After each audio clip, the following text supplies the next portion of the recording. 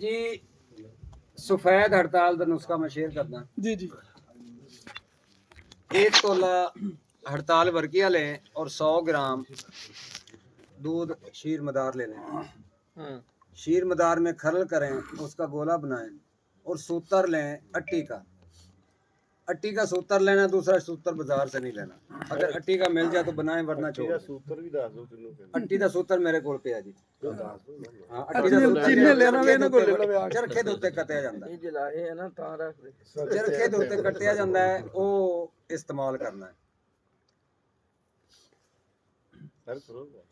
Sir please time so short है जी sir.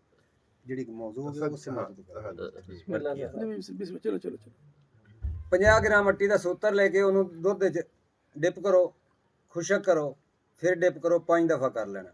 ਉਸ ਤੋਂ ਬਾਅਦ ਉਸ ਗੋਲੇ ਦੇ ਉੱਤੇ ਲਪੇਟ ਦੇਣਾ। ਇੱਕ ਗੋਲਾ ਬਣਾ ਕੇ ਪਲੇਟ 'ਤੇ ਰੱਖ ਕੇ ਰਾਤ ਨੂੰ ਉੱਤੇ ਅੰਗਾਰਾ ਰੱਖ ਦੇਣਾ।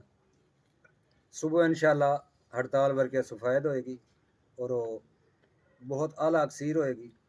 ਜਿਸ ਤਰ੍ਹਾਂ ਮਰਜ਼ੀ ਇਸਤੇਮਾਲ ਕਰੋ, ਕਲਾਉਡਸ 'ਤੇ ਕਰੋ, ਦਿਲ 'ਤੇ ਕਰੋ, ਬੰਦ ਵਾਲਾਂ 'ਤੇ ਕਰੋ, ਇਨਸ਼ਾਅੱਲਾ ਦਿਲ ਦੇ ਬੰਦ ਵਾਲਾਂ 'ਤੇ ਕੰਮ ਕਰੇਗੀ। बहुत खूब।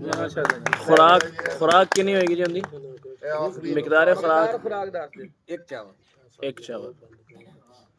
अस्सलाम